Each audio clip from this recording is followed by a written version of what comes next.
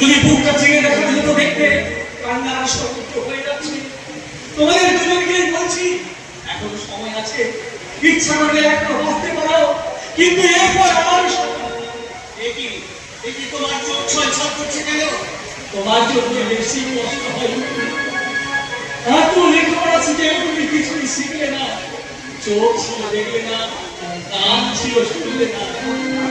তোমার যা ছিল এই সংসারে গাড়ি হয় না, তবু তুমি একা, বড় একা, বড় একা। কেন সে তোর ঘরে আসে? কেন তুই তাকে খেতে দিস?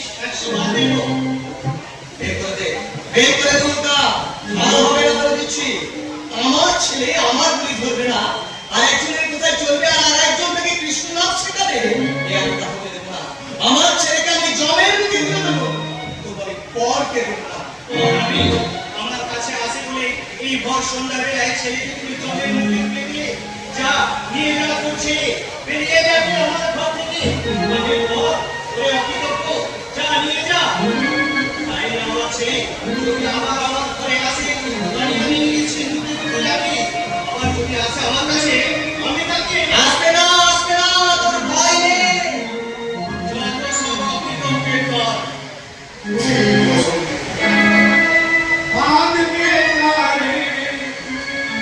সে ধরে কেমন সে শৃঙ্খল ভাববে তারে, কোন সে ধরে কেমন সে শৃঙ্খল।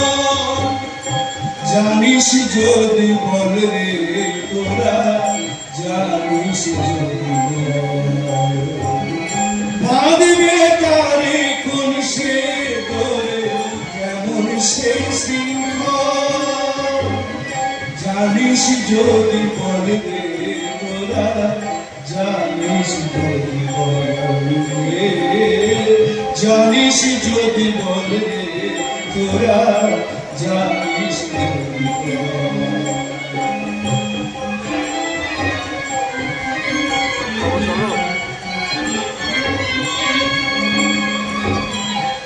বারে বারে আমার দ্বারে বলল সে কথা, আর কোন পথে সে পালিয়ে গেল, সার হলো কাদা।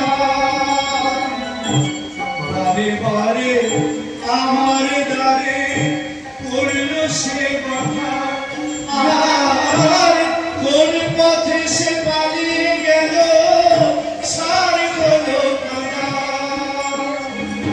কত সে কল ভেঙে গেল, কত রশি ছিঁড়ে গেল, কত সে কল ভেঙে গেল, কত রশি ছিঁড়ে গেল, কত কারা গুলি হলো, কত কারা গুলি হলো, কই সে পারবে তারে পুলিশে ধরে কেমন সে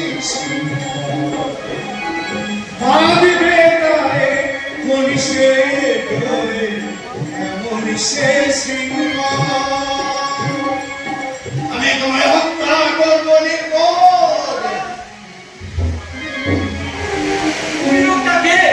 আমি যদুপতি শ্রীকৃষ্ণ, সে আমি চরণ দেখি নাচ করেছি।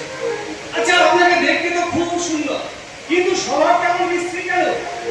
পাঁচটা ভদ্রলোকের সঙ্গে মিশে ভদ্র হতে পারবেন না? কি অভদ্রতা দেখলে কিছু মনে পড়ছে না কেন? যশোদা ঠাকুরের কথা মনে আছে? আর সেই গয়ার মেয়েগুলো একবারও কি তাদের কথা ভেবেছিলেন? তা ভাববেন কেন? ছিলেন রাখাল, হয়েছেন রাজা, এখন তাদের কথা ভাববার সময় কোথায়? দেখুন যদুপতি মশাই, যদি কিছু মনে না করেন একটা কথা জিজ্ঞাসা করি। কি কথা? আচ্ছা মশাই, কারো কার কি মনে করার জায়গা নেই যে আপনি সাল লোকের জয় করতে এসেছেন? দেশ জয় করতে আমি আসিনি যুবক। তবে কোন মহৎ কার্য করতে আপনি এসেছেন? আমি এসেছি পাপিষ্ঠ হংসকে শাসন করতে। হংস আপনার তীর পাখানে মই দিয়েছে, পাপিষ্ঠ অপমান করেছে মহর্ষি দুর্বাসাকে। বেশ করেছে, অপমান করেছে, আর কেবলই প্রাণ পেয়েছে। আমার আছে কেন তোমার আবার হলো কি? বললেই তো তুমি ফক্স করে উঠলে বিয়ে করে স্টপ একটাও তো মিষ্টি কথা কোনোদিন বলতে শুনিনি। মিষ্টি কথা আমি জানি না, তবে কি বলতে এসেছো তাই বলো। বলছিলাম কি ওই জগন্নাথকে বলে জগন্নাথকে বলে কি? বংশের ওই অক্ষয় আবার কোন গরিবের ঘর রোগ? দুদিন পরে রাজ্যি দেবে, দুদিন পরে যখন শরীরটা চিতায় যাবে, রাজ্যিটা তো কে ভোগ করবে? না যাই বলে তো তোমাদেরই তো থাকবে। তোমার পা থেকে মাথা পর্যন্ত আমি তো সোনা দিয়ে মুড়িয়ে দেবো। চাই না সোনা। চাই না আমার সোনা। একটি ভালো কথার মানুষ তোমরা নও। আমি তোমাকে খুন করবো। বলো তুমি ছেলেকে আমি অধর্ম করতে দেব না। ছেলেকে আমি অধর্ম করতে দেব না। পুরো পাপ পায়ে ধরতে পর্যন্ত বাকি রেখেছে।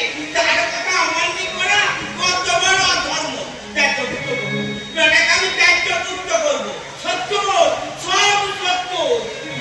বেশি দাপাদাপি করতে হয় বাইরে গিয়ে করো। ঠাকুর শয়নে আছেন।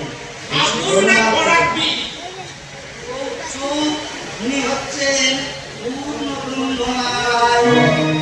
জগতের ভার বহন করার জন্য নরদেহ নিয়ে তিনি এই নানা নাম এদিকে রাজার হুকুম শুনেছিস? শুনেছি। তারপরেও তুই দেখবো ঠাকুরের পুজো করবি। আরো বেশি করে করবো।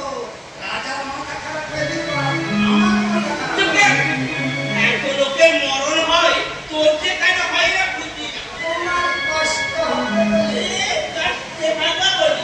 তুই বলে আমার কষ্ট হবে, আমার কারণ আরো বেশি করে আর গুলোবে।